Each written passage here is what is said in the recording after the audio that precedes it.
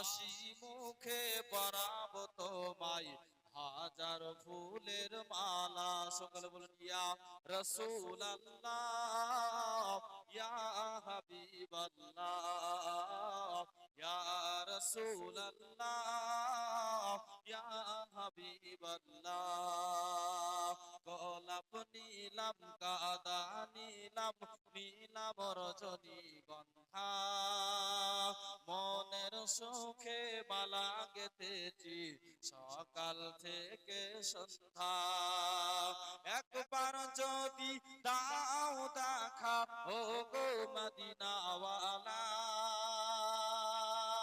একবার যদি দাও দেখা ও গো কামলিওয়ালা,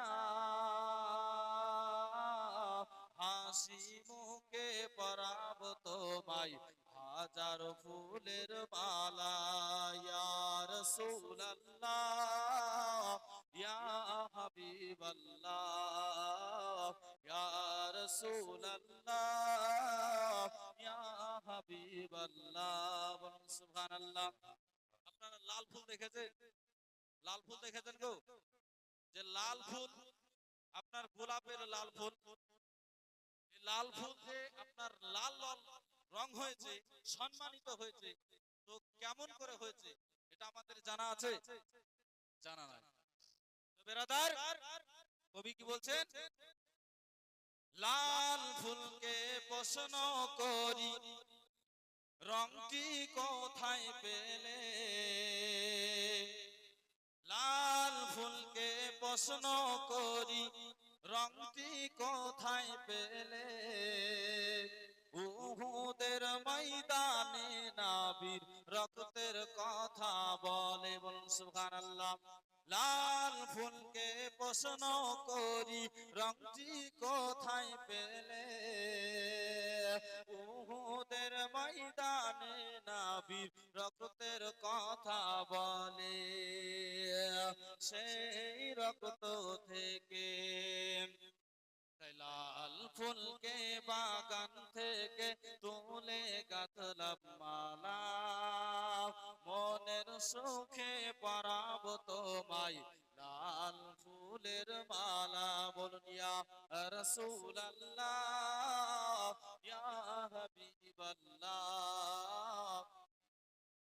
ইয়া রাসূলুল্লাহ ইয়া হাবিবাল্লাহ।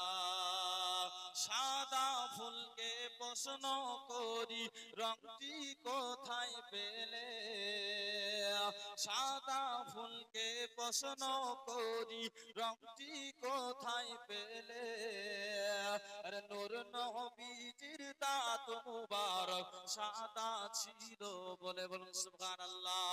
সাদা ফুলকে প্রশ্ন করি রংটি কোথায় পেলে, নূর নবীজির দাঁত মুবারক সাদা ছিল বলে। সাদা ফুলকে বাগান থেকে তুলে গাঁথলাম মালা, সাদা ফুলকে বাগান থেকে তুলে গাঁথলাম মালা, মনের সুখে পরাবো তোমায় সাদা ফুলের মালা। ইয়া রাসূলুল্লাহ ইয়া হাবিবাল্লাহ ইয়া রাসূলুল্লাহ ইয়া হাবিবাল্লাহ।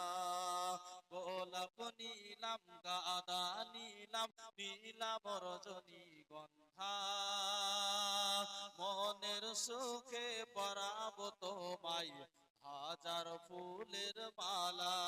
ইয়া রাসূলুল্লাহ ইয়া হাবিবাল্লাহ। ব্রাদার, তো নবীকে আপনার ভালোবাসতে হবে। আমি যে বললাম যে আল্লাহকে না দেখে বিশ্বাস করার নাম হচ্ছে ঈমান, আল্লাহর ফেরেশতাকে না দেখে বিশ্বাস করার নাম হচ্ছে ঈমান, আল্লাহর কিতাবকে বিশ্বাস করার নাম হচ্ছে ঈমান, রাসূলকে বিশ্বাস করে ভালোবেসে মেনে নেওয়ার নাম হচ্ছে ঈমান, আখিরাতের উপর বিশ্বাস রাখার নাম হচ্ছে ঈমান, আল্লাহর সমস্ত সৃষ্টিকে বিশ্বাস করে মেনে নেওয়ার নাম হচ্ছে ঈমান।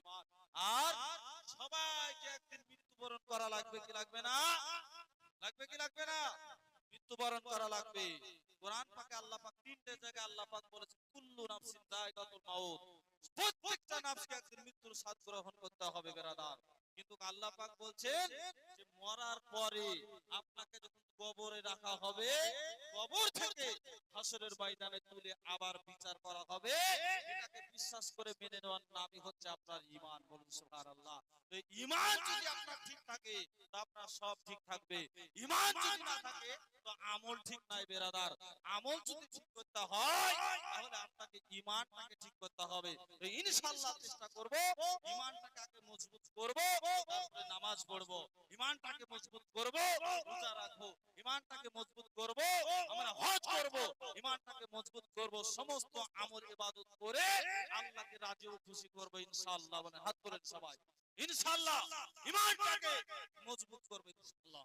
ঈমান যদি মজবুত থাকে আমাদের সব কিছু ঠিক হয়ে যাবে। আল্লাহ পাক যেন সমস্ত বান্দা এবং বান্দীকে ঈমানের হালাতে আতারাইলের হাতে যেন আমরা পড়ি। আল্লাহুম্মা আমিন আমিন সুম্মা আমিন ওয়া আখিরু দাওয়ানা আলহামদুলিল্লাহি রাব্বিল আলামিন। আসসালামু আলাইকুম।